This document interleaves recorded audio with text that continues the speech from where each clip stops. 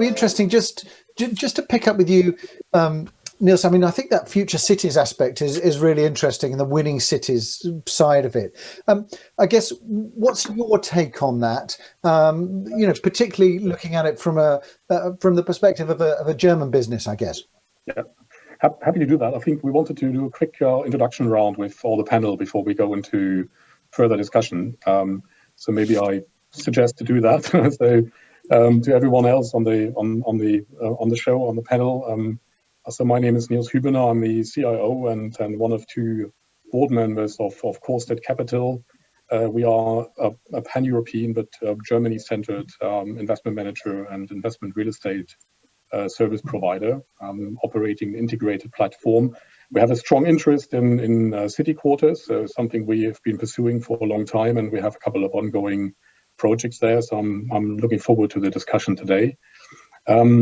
As to your question, Richard, really on the winning cities, clearly for me, and I think it's actually a point that has probably been strengthened in the last couple of months in all our own living through the crisis. I think, first of all, this is about open and liberal and robust economies.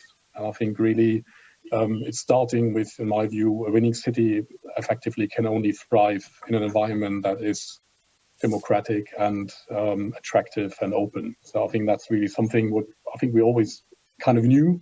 I think we've even more learned in the last couple of months how that is actually made places also more robust in times of downturn. Clearly, behind that basic requirement for the open and liberal economy, there has to be a modern business structure that is robust in a sense that is based on many different sectors. It has to be, in my view, research and development led. So clearly, it's about knowledge. It's very much, as Thierry already pointed out, it's about connectivity in the widest sense. I think both in terms of transport and infrastructure, but also in terms of business. People have to be able to connect internally and externally from a winning city. I mean, these are all the kind of more harder factors. Clearly, it's also about quality of living, it's cultural offerings, attractiveness, what's the recreational offer.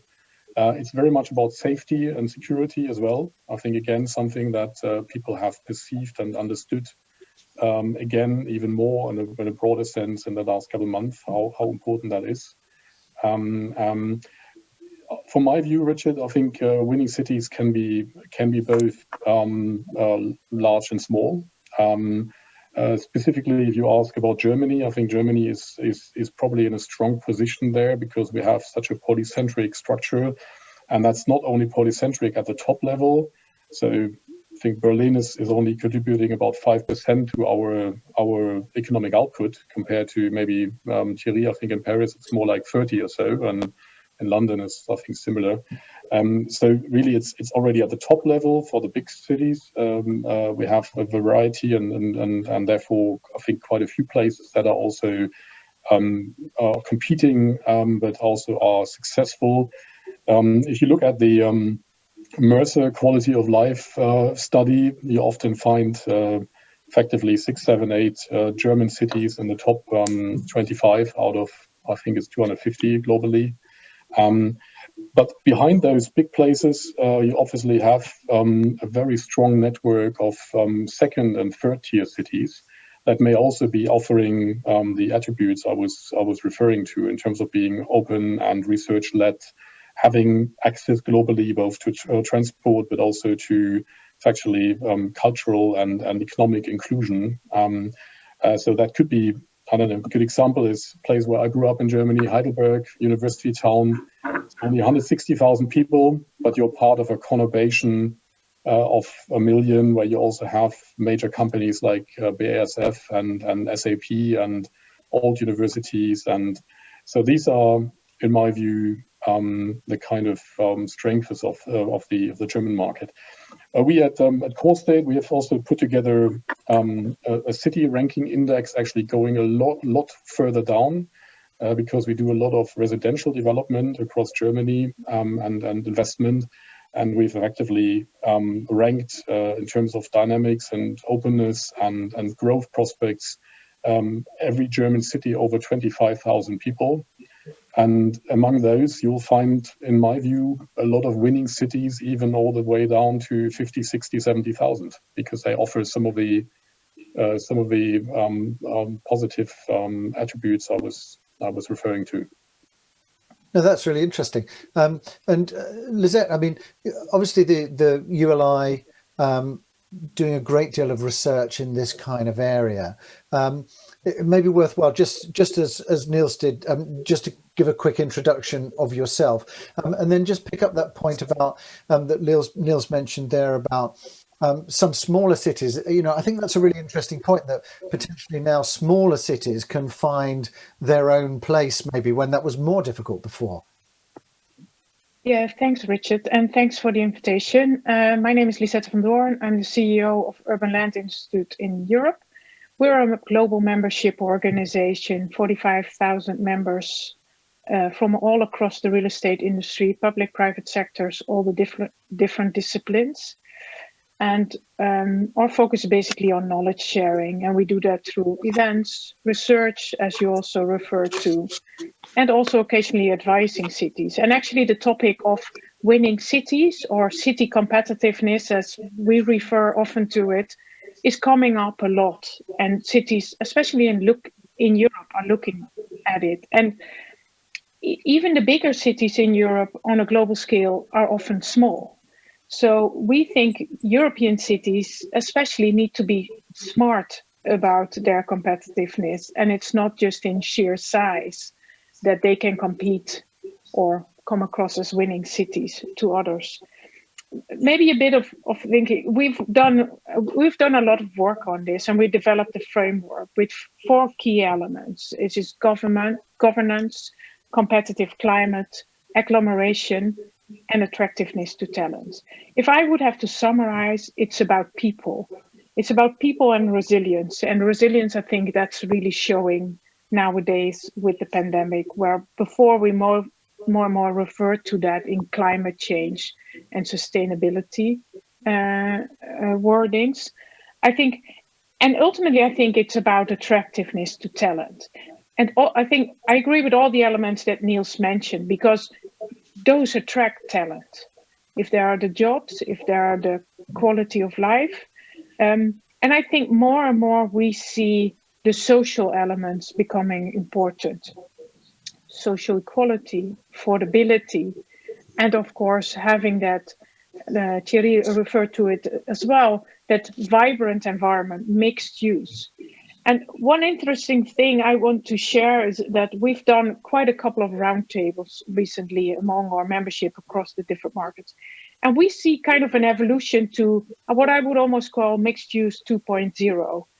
It's not only about mixed use planning anymore and having kind of a mix of uses in buildings and even within buildings.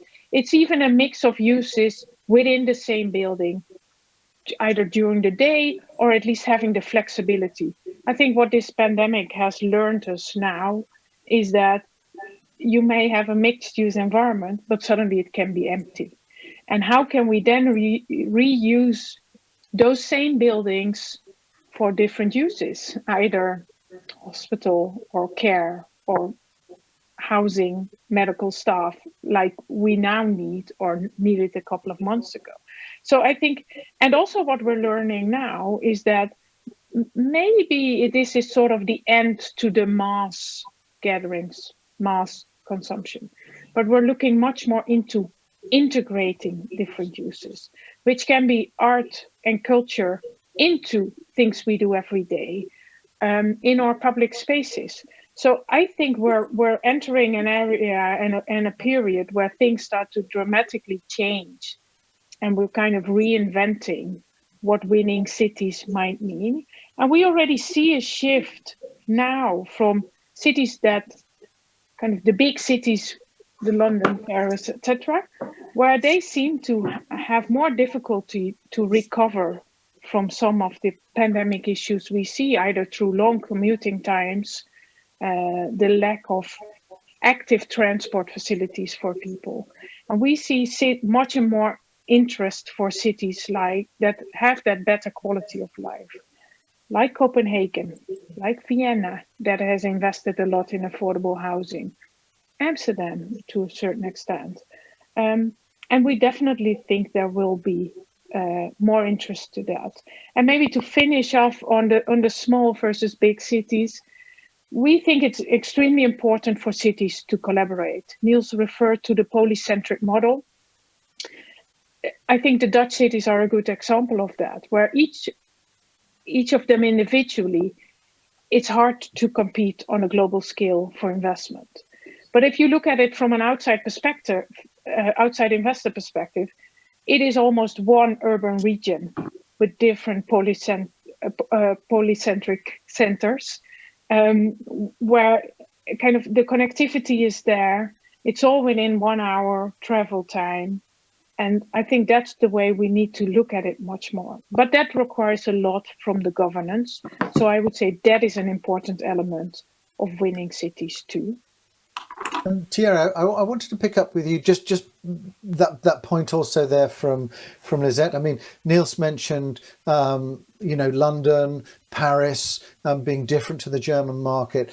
How do you see the French market? I mean, it's interesting here in the UK that at least you're beginning to get people discussing around, moving from London to Manchester because they're only going to maybe have to commute to the office 2 days a week or something like that, or there's different things around that. Do you see that as also maybe an opportunity in the French market, or do you think with Paris and Grand Paris that's really cementing Paris's position really versus the smaller cities? In the past, Paris used to be dominant for historical reasons linked to the monarchy in France, and even if we had the French Revolution, the way of thinking still belonged to the past. Which explains that I would say between 60 to 80% of the real estate market was driven by a dominant Paris.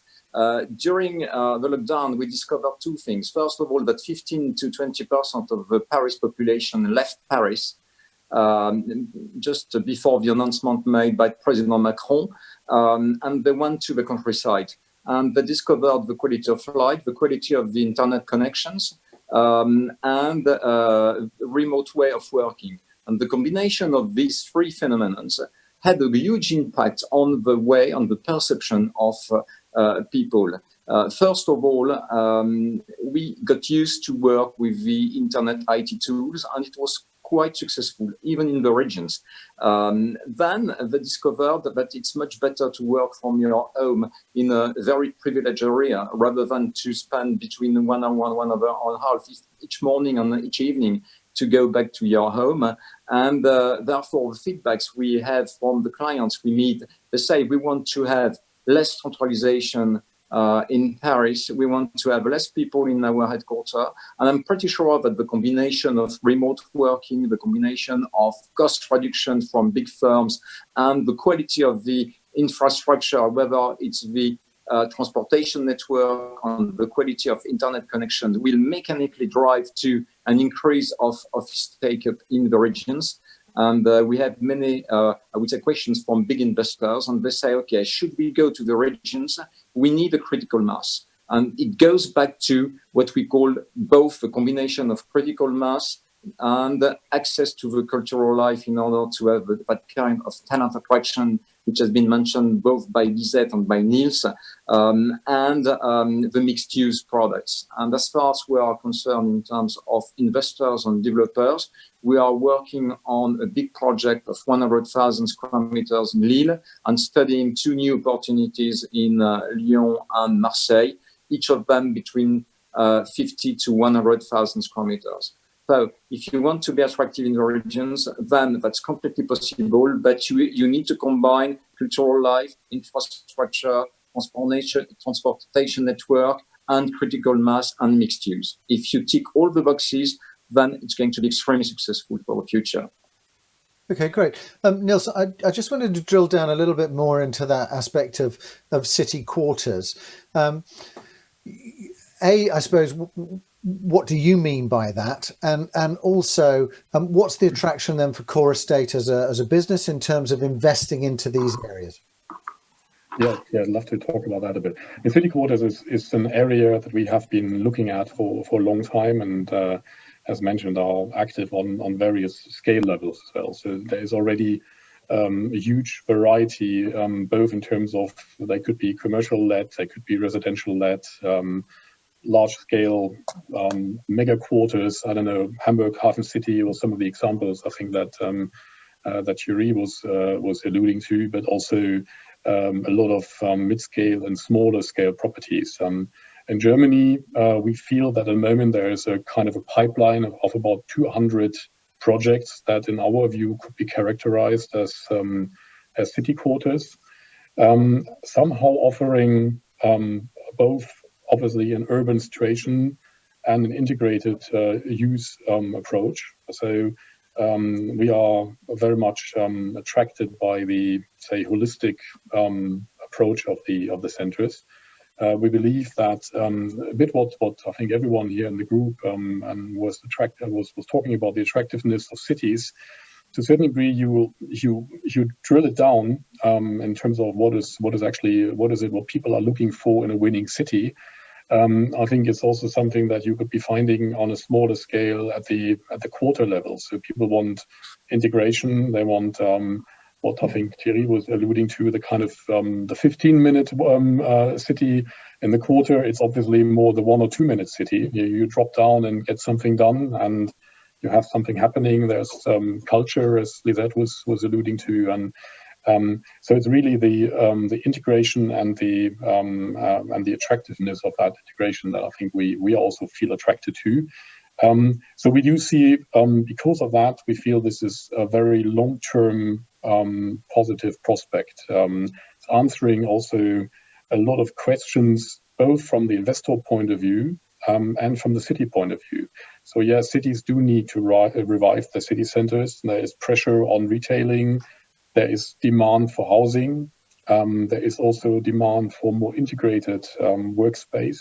So from all these elements that make it important from an urban planning and city point of view, obviously also make it an attractive long-term investment for investors.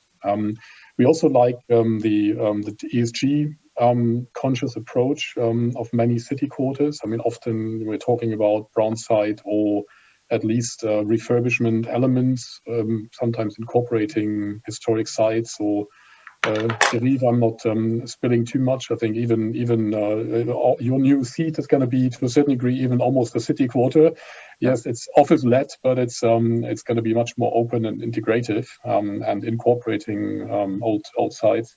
So that kind of ESG side of it is obviously important. And we like the fact that this combination really adds, in the end, robustness. Yeah, and I think that's something that will be one of the defining and leading elements in decision making. Are investments, are properties robust? Can they be moving from one element to the other? And I think the incorporation of these different uses obviously make them much more flexible. So we are very strong and optimistic on this asset class, and really think there's a big future in it. Okay, great. Lisette, I just wanted to pick up, obviously, the ULI global organisation. So I'm sure you can't help hearing what's happening also in the US and Asia. How is the concepts of winning cities different in terms of the US, Asia? Is it a global phenomenon? What's your sense of that? Well, I certainly think it's a global phenomenon. And I think that's also what Nils started off with, is what are the key. He talked about open, liberal, robust economies. I think it has a different meaning, maybe across regions, also depending on different political systems in terms of what you can push through or the investment you can make. And that, I think, may differ per region. certainly we see a couple of global themes, and we've already, I think all of us have already touched on some of those. In terms of social impact, Nils referred to ESG. We think that is becoming more and more important. It's not just about the shorter term financial return that you can make in a city. It's also about the longevity and almost the longevity of the return you have and the social impact you're making in the community, the quarter, as Nils referred to, that we see is becoming more and more important. Affordability, we already spoke about, and I think is an issue globally. And that's also, if you see the cities that are able to manage that and sort some of that problem, I think have definitely are advanced to those cities that are really struggling with it. And I think that's even more the case now with the pandemic, where we see a real outflow of those cities that have a strong affordability issue. And people now start to realize that, yes, maybe I don't have to go to to work every day. So the difference becomes even bigger. And I think what we also see is a strong focus on climate change all across the board. And especially more, we are, of course, for many years, we've already seen a big focus on sustainability and energy efficiency, which is now being even pushed through more through local regulation coming in place.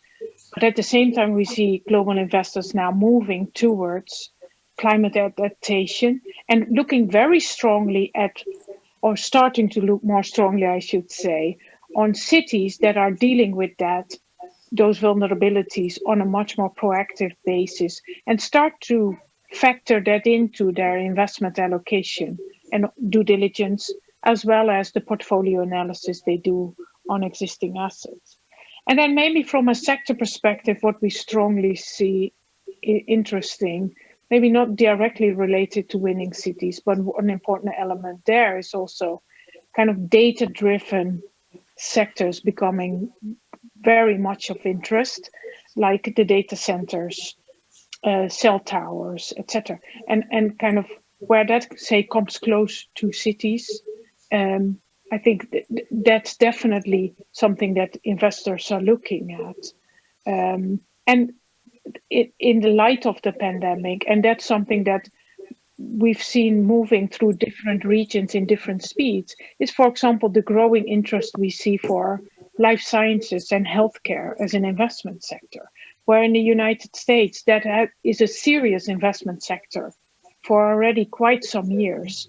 And while the sector is growing fast in Europe, the involvement of real estate developers and investors so far has been really limited. But we see that picking up now. So that's actually interesting how trends move at different speeds across the different regions. Yeah, and we've covered quite a lot of ground in a sense here, and I wanted to just drill down a little bit into some specific projects. And I'm pleased to welcome Brian here, Brian Moran of Hines. Great, thanks for joining us, Brian. Maybe just give a very quick introduction of yourself, and then what I really wanted to do was also drill down into the specific project that you've got there in Ireland that picks up some of these aspects, I think, around both the winning cities side, but also creating new city quarters. Okay, well, my background actually originally was as an architect and focused on urban design. So I guess the creative side of that is still there, but I moved over to what you might call the dark side, became a developer, and joined Hines in Russia, believe it or not, in the mid-90s to make it even more difficult. Subsequently had my own business and rejoined Hines again about 10 years ago when the opportunity in Ireland emerged to, I suppose, acquire banking crash at the time. We've quite a large platform here now, a lot of work under development, but one very big asset that's at this point labour of love, I guess, is the Cherrywood project. We bought about 160 hectares of land out of receivership as part of an overall master plan where there was about another 80 hectares in fragmented ownership. So we were the big I suppose, owner that had to fix all the problems to get that project going. And we're well down the way in doing that. We built out most of the enabling infrastructure for the project. We have sold on a lot of the land at this point in time to some of the main listed home builders here, who are now starting to build out those properties. But the town centre, we held on to that in a new joint venture with APG, the Dutch pension fund, which we're currently building out. So the project itself is designed for walking, cycling. It's a very large project, but an awful lot of parks, schools. It's very much the 15-minute city, and everything is available without ever having to get into your car. It's broken down into a number of villages. It has a tram line running right through the centre, that then through the central site that connects directly to the city centre. So many of the elements of what one would want to do from a very sustainable development project is in this. It's very difficult to execute, and I think one of the challenges, just on a very practical level, is I would call it a sort of lack of trust between the public sector and private sector. It's a constant battle.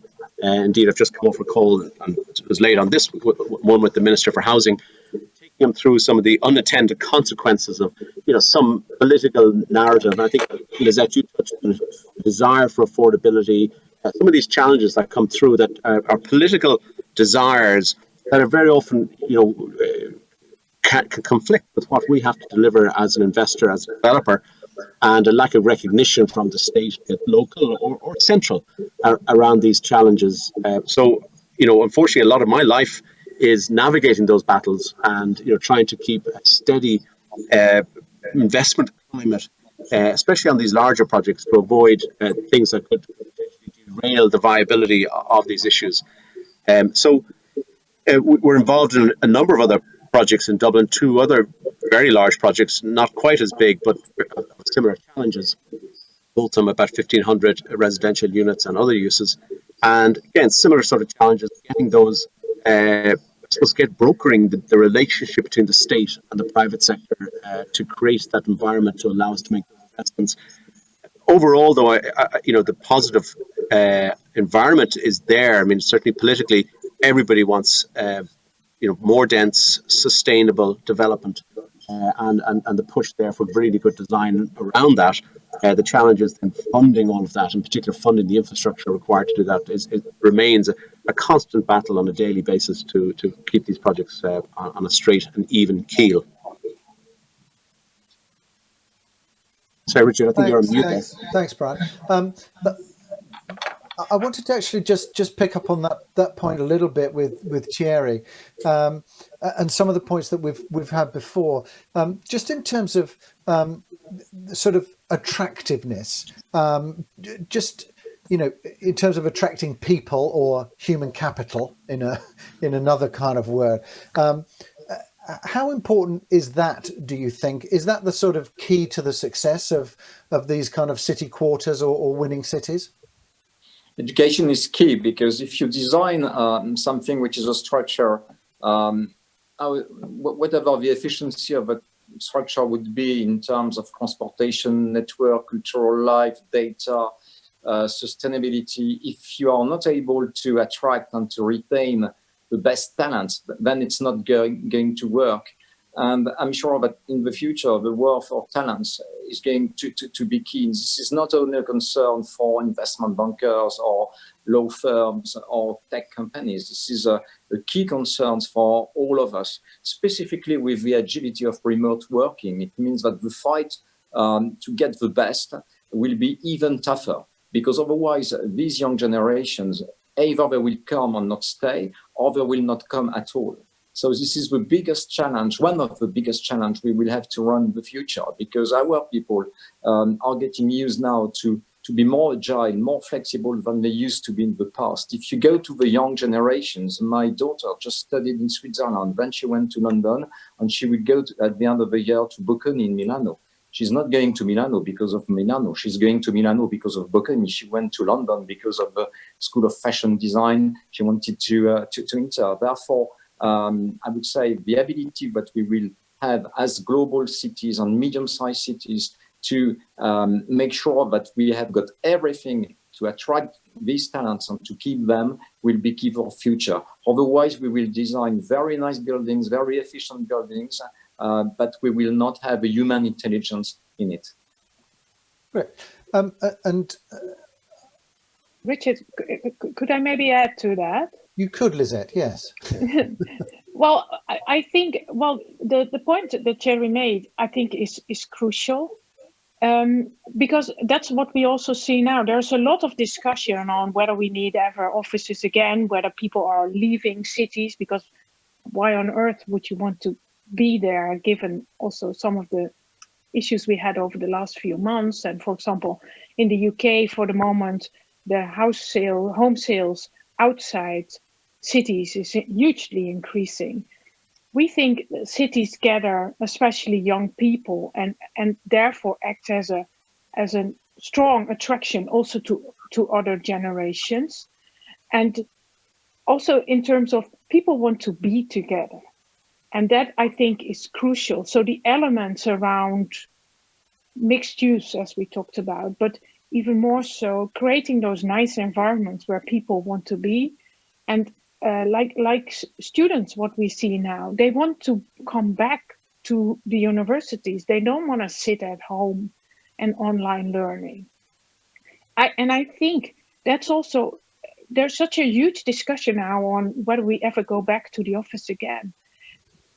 I think for onboarding young people and make sure that we have kind of sustainable career developments almost, I think coming together in nice environments and having those offices, I mean, turning into meeting places, but is especially for younger generations extremely important. And ultimately that's in our interest if we want to kind of preserve corporate culture, make those people productive. So it's not just nice to have that we like to be with one another.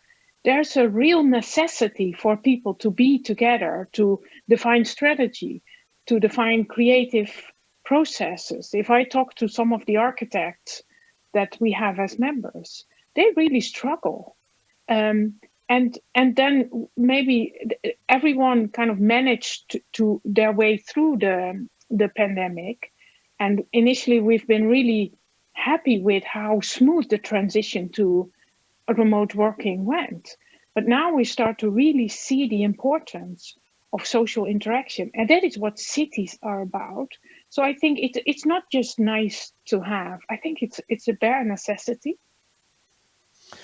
Good. I've got a question in from Menno Lammers, actually. Thank you, Menno. Thank you for joining as well. What role will technology play in cities and mixed-use projects, and how can we find technological solutions to increase the positive impact on social issues? So, and Menno particularly points out health, energy, materials, loneliness, things like that. Does anybody want to pick that up in terms of the role of technology in creating these kinds of winning cities, mixed use? How does technology fit into that picture? Or we can come to it later. Maybe if I can at least a part of the answer. I think very importantly to Lisette was just saying, I do feel and think that obviously technology is making the integration that we all are striving for in these projects and within the cities much more available and can contribute to this process. At the same time, I don't think it's going to be the driving force. I think what Lisette was alluding to and was talking about is in the end, this is still very much about social interaction. And yes, we have a kind of all a bit of a COVID impact thinking at the moment, but I think there will be a time after COVID. There is something very, very strong in the need and wish for interaction, which is, in my view, still more happening at one place, even if obviously technology can make us much more agile and flexible. But I think both for the city itself and ideally the winning city, and then maybe for the urban quarter as a little world within that winning city, in the end, it is about social interaction. And I really think that Lisette's point there is going to be the main driver point. Technology will help to widen the scope and widen the access, but in my view, it's an addition. Yeah. I think that's true, and I think also, I mean, technology is, as you know, re-engineering the whole retail supply chain significantly. So you will see certain technology. I mean, it's not going to drive everything, but it'll be very much a pull system as opposed to a push system. So we're seeing, floor space for retail and town centres changing radically. I think that is in fact being accelerated by COVID. And I think we've got to plan on that. So that's one aspect of technology. So it's not all encompassing, but I think in specific areas, technology is going to, change the world the way we see it in about 5 years, over the next number of years, and in particular in retail. Nils, I just wanted to, just in terms of, we heard from Brian there around, the project in Ireland. Thierry highlighted a couple in his presentation, but have you got any sort of other particular projects that you're working on at the moment? And I guess what are the challenges? What are those? How are you dealing with that live, as it were? Yeah, we do. I mean, we have a whole pipeline of projects that we're actually working on in Germany, from smaller projects that we work on for a specific fund product that we have. We're targeting only city quarters or urban quarters, but also we have a pretty large one. Going to be some spoiling on that, because we're only going to be going live in terms of full publication tomorrow, because we acquired the project in the last couple of days, which is a very good example, both I think for the city quarters and for the urban quarters as an asset class, but also for what we talked about in terms of winning cities. So the project is actually in the city of Nuremberg. So it's a good example of a city that is maybe flying just below the main radar, 500,000 people. But if you think about winning cities, it's actually in the top 20 of the Mercer quality of life globally. It has 50,000 students. It has actually, within Europe, the third place in terms of patents for per capita. So there's a lot of research, there's a lot of development, there's a lot of technology, even though it's maybe not the most high-profile place. Yeah. And within that city, we have acquired a part of a very large redevelopment scheme, which is effectively the redevelopment of an iconic 1950s, 60s the headquarter of a former mail order company. So a very good example, Brian, of what happens to retailing in terms of technology. Well, this one went bust quite a few years ago, was empty for a long time, and now it's going to be housing about 50,000 square meter of office space and some associated retail, but also 2,000 apartments. So it's a big development, big in scale for a city even of the size of Nuremberg. But it makes it, because of the mixed use approach, you effectively can attract, and I think sustainably attract, quite important sums of capital into a project of that size. No, I think that's interesting. We're actually almost at the end of our time, so I just wanted to do a kind of quick round of, I guess, what you see are the key or the most key elements for success in terms of creating a winning city. So let's start with you, Lisette. Just what do you think is the most key thing for creating a winning city? Yeah, attractiveness to people. So do people want to come, and quality of life, affordability. Okay, good, very succinct. Thierry. I'm sorry, it's going to be the same, but Lisette, it needs to be a place to be for all the generations, not only the young generations, but I do believe that it's key to be able to provide amenities, to provide cities with that attractiveness to all kinds of people. This is key because we are going to face migrations of populations, and integration is the only option, the only solution. We can't not have sustainable life in a world which is a disaster on the social scale or in terms of population. Great, thank you. Brian. I'm going to jump to the delivery end of it and say, look, at the end of the day, it's essential the private sector, both developers and finance, find a way to engage with the public sector to help deliver affordability, to help deliver the public realm and the infrastructure to make these things work. So bringing it back down to nuts and bolts, you know, at the end of the success, the quality of that space, the success in attracting the younger workforce will come from being able to collaborate on solving the delivery issues associated with density. Great, and Nils, you're obviously trying to build these successful quarters. Yeah. I mean, I think Brian, Lisette, Thierry, I think you've said it almost all, but in the end, I mean, I think all of those elements are the main question. I think for a winning city is whether you can actually deliver sustainable growth. Because if you're such an attractive place, you want to be open, you want to be integrated, as Thierry pointed out. But in the end, if you want to be affordable, you need to be growing in a sustainable way. And I think that's what we're all striving for. Great, thanks very much, Nils. Thank you, Thierry. Thank you, Lisette and Brian. Really interesting topic. Thank you for sharing your kind of insights with us.